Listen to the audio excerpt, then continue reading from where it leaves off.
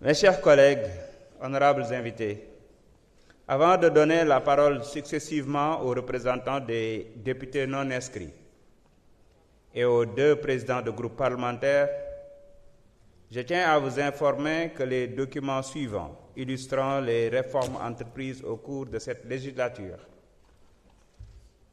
vous ont été distribués et les versions électroniques sont également disponibles sur le site web de notre institution www.assemblée.sn. Il s'agit du guide méthodologique de l'Assemblée nationale sur l'évaluation des politiques publiques, qui sera aussi partagé avec le gouvernement du Sénégal, mais aussi avec la presse et le public de façon globale. Le document de synthèse retraçant les réformes engagées par la 15e législature, mais aussi le plan de travail annuel des 14 commissions. Le règlement intérieur sera distribué dès sa promulgation par le président de la République. Je passe maintenant la parole à M. Moussa Amadissar, représentant des députés non inscrits.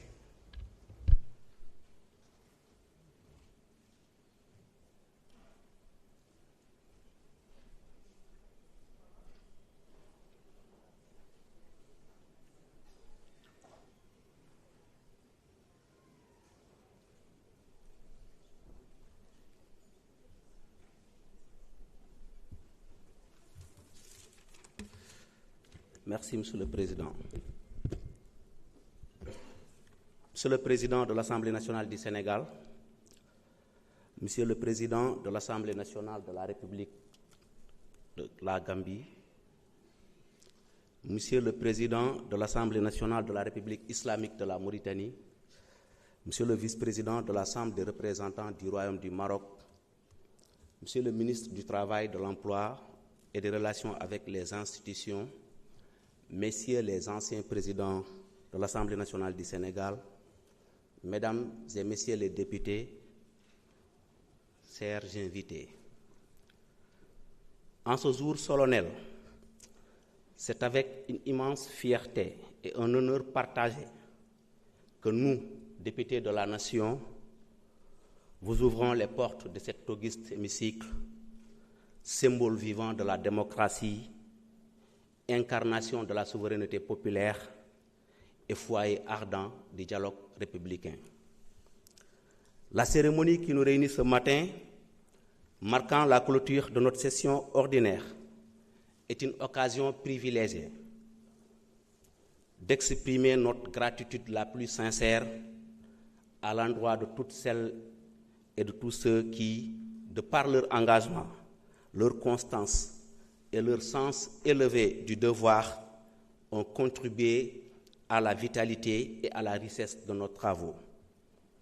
Messieurs les présidents, chers invités, votre présence ce matin, ancrée dans les relations séculaires et les liens indissolubles qui unissent nos nations, résonne comme un signe puissant d'amitié, de respect mutuel et d'une volonté inébranlable de renforcer nos liens institutionnels et humains. Elle transcende les titres et les fonctions pour célébrer une fraternité authentique entre des responsables profondément engagés au service de leur peuple.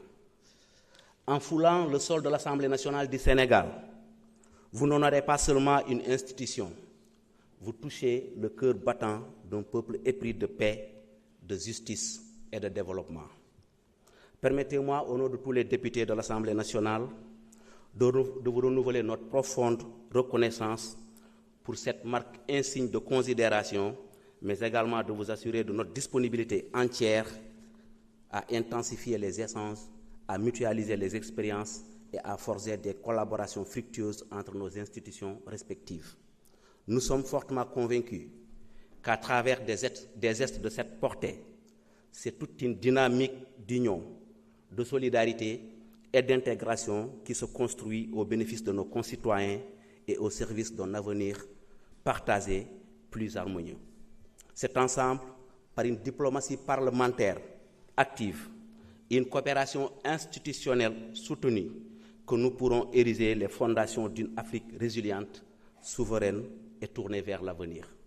Mes chers collègues députés, la rencontre symbolique de ce matin marquant la fin de la session ordinaire est aussi l'occasion de raviver les valeurs qui fondent notre action publique. Le respect des différences, l'écoute mutuelle, le dialogue constructif et la recherche constante de l'intérêt général. Mesdames et messieurs les députés, dans un contexte marqué par des attentes sociales pressantes, une recomposition de l'espace politique et des mutations institutionnelles en cours, nous avons constamment plaidé pour la retenue, l'écoute mutuelle, la concertation et la responsabilité collective. Au cours de cette session, les non-inscrits ont tenu leur rang. Loin d'une opposition systématique ou d'un alignement aveugle, nous avons porté une voix singulière, exigeante, mais intrinsèquement constructive, guidée par un seul impératif, l'intérêt supérieur de la nation. Honorables députés, notre peuple attend de nous une gouvernance exemplaire, des institutions fortes et accessibles et des politiques publiques à la hauteur de ses espérances légitimes. Il nous incombe de répondre avec courage et détermination aux urgences sociales, l'emploi des jeunes, l'accès à la santé, la sécurité des territoires, l'amélioration du pouvoir d'achat et l'instauration d'une justice équitable et impartiale. Nous sommes convaincus que c'est par la voie du dialogue républicain, le respect des divergences et le sens aigu du bien commun que nous pourrons consolider la cohésion nationale et restaurer la confiance entre les gouvernés et leurs gouvernants. Que vive l'amitié entre nos peuples, que vive la coopération entre nos institutions, que Divine Providence bénisse nos efforts communs pour l'avènement d'un avenir meilleur. Je vous remercie. Je vous remercie, chers collègues.